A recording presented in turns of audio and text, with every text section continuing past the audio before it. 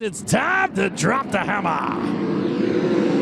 Oh, it's been dropped on the outside. Robert Blue leaps out to the early race lead down into the quarter. 12 car skitters his way out across. No traction for action to be found there as we got a side-by-side tussle as Mitchell Moles took a pretty good look at Justin Grant, the number 4 car.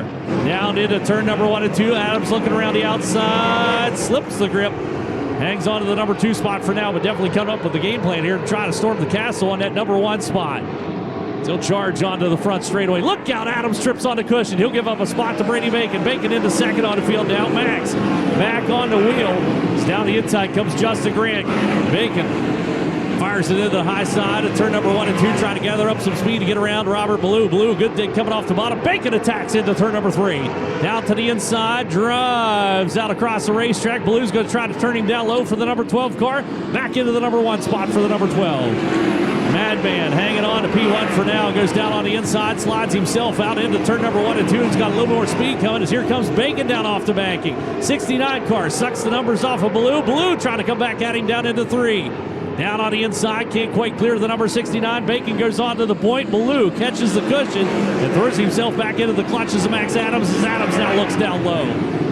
He wheeled out across the racetrack. Swanson not able to capitalize. Mitchell Moles throws a powerhouse down into turn number 3 as he works out across the racetrack and picks off Jason McDougal and the 22 AZ cars. Max Adams going after the number 12. Slide jobs from north to south, east to west. Here at Perris Auto Speedway, Adams trying to get back down the inside. Blue keeps the door shut in his face and checks up his momentum, and that'll allow CJ Leary the 77M car to close. Back behind Justin Grant, able to get out away from Jake Swanson, the 21 AZ. Swanson still running 6th on the field. There's a slide job coming out of Blue in the number 12 car on lap traffic, and that'll get him some company out of Max Adams down into turn number 3. Adams for the number 2 spot up across the racetrack. Blue's got to check up. He'll give up the number 2 spot. Blue shuffle back into 3rd on the field. Grant going after him down into the corner. The number 4 car down the inside. Jake Swanson trying to get around him on the outside. Grant's going to give up a spot. You got to try it, and unfortunately it didn't work. Here comes C.J. Leary. He'll go after the number 12 car of the Madman, Robert Blue. Leary off the cushion. Look out right in front of the 21 AZ car. It's Brady Bacon, class of the field tonight. Absolutely incredible getting around Perris Auto Speedway for the number 69 car, and that does not bode well for any other driver for the rest of the weekend. It's back behind. Everybody tripping in there. Uh-oh, trouble for Jake Swanson. Back on the throttle again. I believe that was a pirouette for the 21 AZ cars. He'll pull down to the infield broken. And the caution comes out. 3 laps remain. Watch Brady Bacon. Boy, he is just absolutely incredible out here tonight.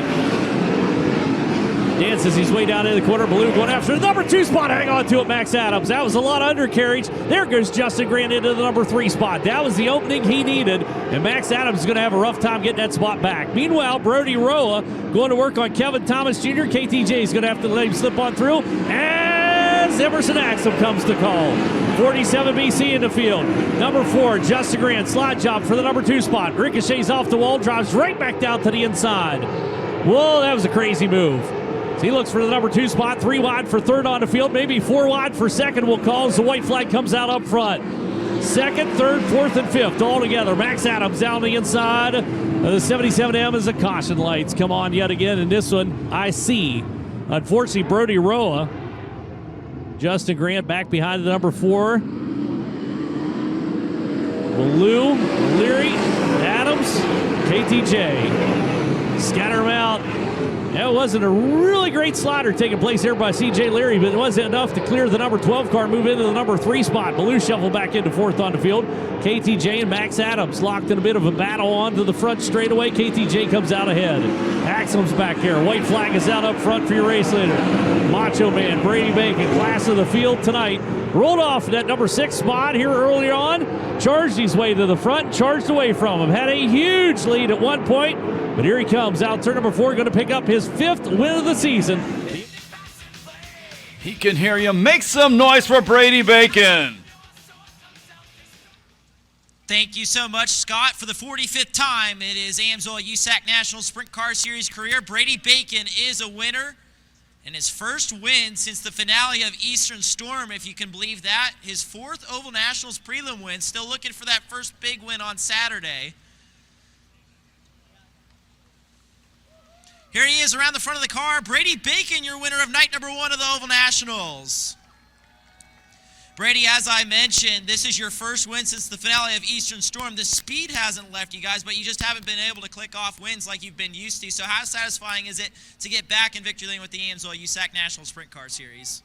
Yeah, I mean, you said it. We've been fast enough to win. Just this year, it just seems like nothing will go our way. If we get a win, it's just kind of have to claw our way through it. And even tonight, I mean, how many restarts do we have to have? That track like that's kind of dangerous on restarts because if you slip up, they're just wide open for someone to slide in, and there's nothing you can do about it. So we had a really good car. I was able to make moves early before the track went away, and then had a car good enough to hold on once we got up to the top. So I think we'll get a different racetrack tomorrow and Saturday. They always try to improve upon themselves every night here. So we just got to kind of stay on top of it. It was really heavy to start tonight, but it went away quick. But we'll just have to keep an eye on it for tomorrow. And this isn't our first prelim night here at the Oval Nationals. We're hoping to put the cherry on top and get the eagle on Saturday. You mentioned how the track changed not only through the race but throughout the night, but the track right now is completely different from how it started come feature time. How much were you tuning in on the shocks under those yellow flags? A little bit. You kind of had to be careful. The top was still kind of could get you reared up, and the cushion was big, so you couldn't really tighten your car up too much. So I did a little bit, but not a whole lot. I almost actually undid a little bit from when you could move around a little bit on the racetrack because we had to have drive to make those passes at the beginning. So just had a really balanced race car, and we've been good since we unloaded on practice night here. Made a good lap at the late in qualifying, and the heat race was just kind of hard to pass. But we capitalized on an opportunity tonight finally, and able to get a win. And hopefully we can cash a couple more checks, by the end of the weekend. That's Brady Bacon, his fourth prelim win here at the Oval Nationals.